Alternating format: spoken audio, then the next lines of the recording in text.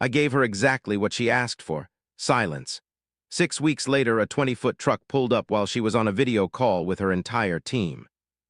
My fiancée declared, "I'm finished hearing about your emotions and requirements." "You're far too sensitive for a man," I answered. "Understood." From that moment, I shared nothing at all, not even the job offer I received in another state. When the moving truck arrived, and she had no clue I had already accepted the position, I, a 31-year-old man, was preparing dinner at 6:47 p.m. on a Tuesday. My 29-year-old fiancée spoke the words that finished us. We were meant to review the wedding budget. Her parents were paying for the venue and catering, $22,000 altogether. We were supposed to divide the bar, photographer, and DJ costs, roughly $16,800 each. I had suggested we examine our finances together before locking anything in. She slammed her water glass onto the table. "Oh my God, not this again. I simply think we should." "No, I'm finished. I'm finished listening to your feelings and needs. You're too emotional for a man. Do you realize how draining it is? Every single choice needs a conversation. My father never behaved this way. He simply took care of things and let my mother handle the planning. I'm not your father, obviously. He's actually masculine." I stood there with a spatula in my hand while the pasta scorched. "You want me to stop sharing how I feel? I want you to stop having so many feelings, or at least keep them to yourself. I can't be your therapist. Understood? Don't be dramatic." I switched off the stove. My appetite vanished. That night I made my decision. If she did not want to hear my feelings, she would hear nothing whatsoever. The next morning at 9:23 a.m., a LinkedIn message arrived from a recruiter. "Senior software architect role, different state, 850 miles away. $105,000 salary increase plus a $12,000 signing bonus and complete relocation package." Under normal circumstances, I would have shown her and discussed it together. Not this time. I replied, "Extremely interested. When can we speak?" Phone screen at 2 p.m. I nailed it. Second interview on Friday. I came home. She was on her phone. "How was work?" "Fine. You're acting strange. Just tired." Panel interview Friday, 6 people, 2 hours. I crushed it. They said an offer would arrive by Monday. I told her none of it. The offer came Monday at 11:08 a.m. I signed at 11:34 a.m. Start date in 6 weeks.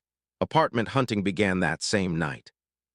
I found a place in 3 days, 1 bedroom, nice building, $1,680 per month. Signed the lease. First, last, and security totaled $5,140. Move-in date 5 weeks out. Our current lease ended in 7 weeks. Only my name was on it. I had signed before we moved in together. Perfect timing. I gave 2 weeks' notice at work on Wednesday. My boss was disappointed but understood. I started decluttering and sold items online. My fiancée loved it. "See, this is what I've been saying. You had so much junk." "Sure." I rented a storage unit 2 weeks out, $165 a month. Began moving things there on Saturdays. Told her I was donating everything. Week 4. Her mother called about final wedding details. "We need your guest list by next week." "Better ask her about that. Is everything all right?" "You sound off." "Just busy." "Well, we're very excited, only 5 months away." "Right." Week 5. I booked the moving truck, a 20-footer from a local company, $950 with insurance. Scheduled for Friday at 9 a.m.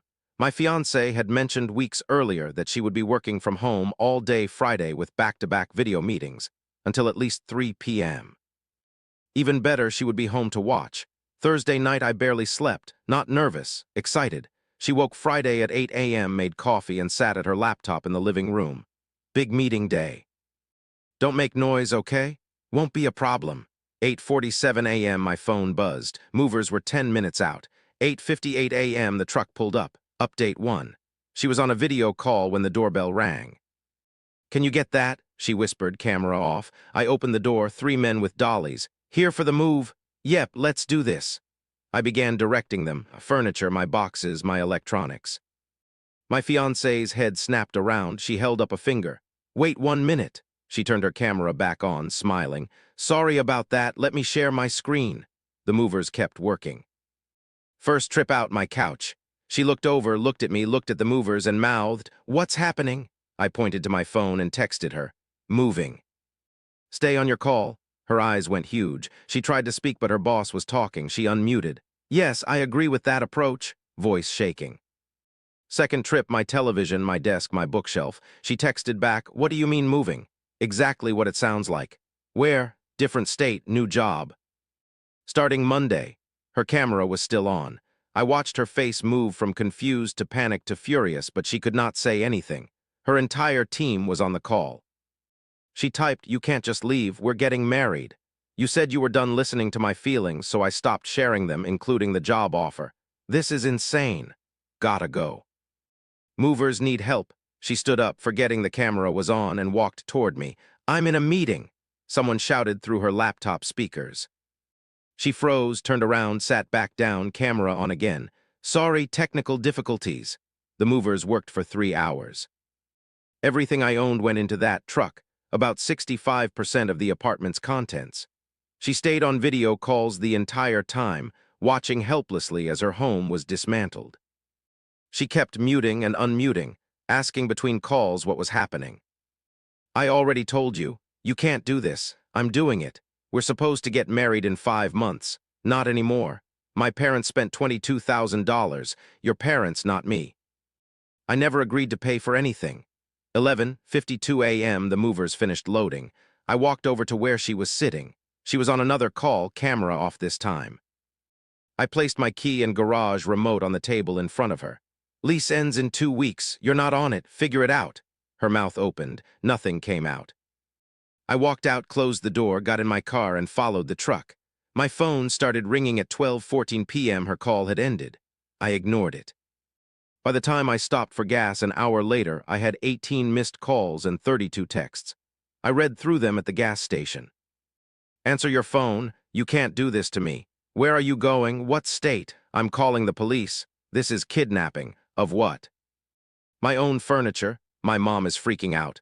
Everyone is asking where you are. Answer me. I'll cancel the wedding. You're leaving me with nothing. The apartment is empty. You're psychopath. I called your mom. She doesn't know anything. Where are you? I turned off my phone and drove the remaining 6 hours in peace. Arrived at my new apartment at 7:23 p.m. Movers unloaded. I tipped them $200 total. They left by 9 p.m. I ordered Chinese food, sat on my couch, and turned my phone back on. 63 missed calls. Over 100 texts, 12 voicemails. The voicemails escalated beautifully. VM1, what the hell is going on? Call me back right now. VM3, the landlord said the lease ends in 2 weeks and only your name is on it. What am I supposed to do? VM6, my mom is crying. Do you know what you've done? We have to cancel everything. Fine, fine. If you want to throw away 3 years, go ahead, but you're paying for half this wedding. My parents are getting a lawyer. I know you're seeing this. I know you're ignoring me. You're a coward. You're pathetic. Everyone is going to know what you did. I texted her once. You told me you were done listening to my feelings and needs. I took you seriously, stopped sharing everything, including the job offer, the apartment, and the move. The lease ends in 2 weeks. Only my name on it. Handle it however you want. Don't contact me again. I blocked her number, blocked her family, went to bed Saturday morning. First day exploring my new city, felt amazing, checked my email over breakfast. 26 emails from her, her mom, her sister, her dad, her best friend, 2 of her cousins. Her moms. You have humiliated our family. Do you know what it's like to call 180 people and cancel a wedding? Do you know how much money we've lost? $22,000. $22,000. You will be hearing from our attorney. What you did is illegal. You can't just abandon someone you're engaged to. We will sue you for every penny. I replied. I never signed a contract for the wedding, never contributed financially. You planned it without my input because your daughter said she didn't want to hear my feelings. Sue me if you want. You'll lose. Her dad's email was shorter. I raised my daughter to be strong. Maybe too strong, but what you did, leaving without a word, that's not what men do. Men communicate. Men work through problems. Call me. I didn't respond, blocked them all. Sunday afternoon, a knock on my door, looked through the peephole. My ex-fiancée, her sister, her mom. How did they find me? I opened the door with the chain on. How did you get this address? Your mother gave it to me, my ex shrieked. After I told her you abandoned me. Note to self, have a talk with mom. You need to leave. I said don't contact me, her mom pushed forward. You owe us an explanation, you owe us money, we spent thousands. You spent thousands on a wedding I never agreed to pay for. Your daughter told me she didn't want my input. She got her wish. You're twisting everything, her sister yelled. She had one bad day and you blew up your entire life. Actually, she had multiple bad days where she told me I was too emotional, and she was tired of hearing my feelings. So I stopped sharing them. One comment, my ex screamed. You're doing all this over one comment. The comment that ended it, yeah. The breaking point of many comments. Her mom was crying now. We can't get the deposits back. Do you understand? $22,000 is just gone. We're not rich people. Then maybe don't plan an expensive wedding without making sure both people want it. You proposed, my ex shrieked. I did 9 months ago. Before you spent months telling me my feelings were a burden. Security showed up, must have been called by a neighbor. Everything okay here? These people are harassing me. I've asked them to leave. You heard him, time to go. You can't kick us out, we drove 9 hours, her sister protested. Ma'am, this is private property. Leave or I call the police. They left screaming the whole way to their car about lawyers and revenge and karma. I watched from my window as they sat in the car for 20 minutes arguing, crying. Finally drove away. I started my new job Monday. It was great. Update 2, week 1 at the job. My ex found my work email, sent me a novel Tuesday morning. Subject, please read this. I didn't read it. Forwarded to HR. My ex-fiancée is harassing me. I left her after she told me she was done listening to my feelings. She's not handling it well. HR called her and told her to stop or they'd pursue legal action. She stopped emailing work, got served with papers Thursday at my new apartment. She was actually suing me. The claim, breach of promise to marry and unjust enrichment. She wanted $11,000, half the wedding deposits, took it to a lawyer Friday. Consultation was $300. He read it and started laughing. Breach of promise to marry isn't recognized in this state, and even in states that recognize it, you'd need proof of financial loss caused by you. She has none. You didn't pay for anything, so this goes nowhere. Nowhere fast, I'll respond for $700. Basically telling her she has no case and further frivolous litigation will result in me pursuing legal fees from her. Do it, he sent the response. 2 weeks later, her lawsuit was dropped. But the harassment intensified. She created a fake email account, Jennifer Stone 2024, and sent me paragraphs. I hope you're happy. I hope your new life is worth destroying mine. I had to move back in with my parents. Back in with my parents at 29 years old because you took everything. You took the apartment, you took my stability, you took my future. Everyone at work keeps asking about the wedding. Do you know how humiliating it is? Some people thought I was lying about being engaged. That's how sudden it was. You didn't just leave me. You humiliated me. Blocked the email. She made another, Emily, Cares 888. My therapist says you're a narcissist. She says what you did is called stonewalling and it's abuse. You abused me by refusing to communicate. You abused me by leaving without warning. I'm in therapy because of you. I'm on anxiety medication because of you. But sure, go live your best life while I pick up the pieces. Blocked that too. Her best friend DM'd me on Instagram. I'd made a new account and kept it private. She must have found it somehow. You're disgusting. Do you know she cries every day? She can't eat. She can't sleep. She's a shell of herself, and you don't even care. You just moved on like she meant nothing. 3 years together and you threw her away like garbage. I hope karma gets you. Blocked. Week 3. Her dad showed up at my apartment building. Didn't have my unit number but was calling my name in the lobby. We need to talk man to man. Security called me. I came down. Sir, I've asked you multiple times not to come here. I drove 9 hours again. The least you can do is hear me out. I don't owe you anything. Leave or I'm calling the police. My daughter is destroyed. You didn't just break up with her. You humiliated her. You left her with an empty apartment and 2 weeks to find a new place. She had to beg us for money. She's 29 and living at home because of you. She's 29 and living at home because she spent 3 years telling me my feelings didn't matter. Actions have consequences. You could have talked to her, worked it out, but you ran away like a child. I tried talking multiple times. She shut me down every time, said I was too emotional. So I stopped talking. One argument? Not one argument, multiple, over months. She made it clear she didn't want to hear from me, so I gave her what she wanted. Security stepped between us. "Sir, time to go." He left, but not before shouting, "You're going to regret this. You're going to end up alone and miserable, and you'll realize what you lost." Maybe or maybe not. Week 4. Got a call from the wedding venue. They were confused. "We have your fiancée claiming you agreed to split the cost of the venue, and she wants us to pursue you for half the deposit." "I never signed anything with you. Never paid you a deposit." "Check your records. We have her mother's credit card and her signature, not yours. Then the debt is between you and them." "I have no contract with you. She's claiming you verbally agreed. Verbal agreements aren't enforceable for this amount in this state." "Talk to your lawyer if you don't believe me." They dropped it, but her mom sent me a certified letter. "You are a thief, you are a liar, you are destroying our family. We will not stop until you pay us what you owe. We've contacted a lawyer. We've contacted the police. We've contacted everyone who knows you to tell them what kind of person you are. You will not get away with this." Showed it to my lawyer. He sent them a cease and desist, $400 for that. If they contacted me again, we could pursue harassment charges. They stopped. Month 2.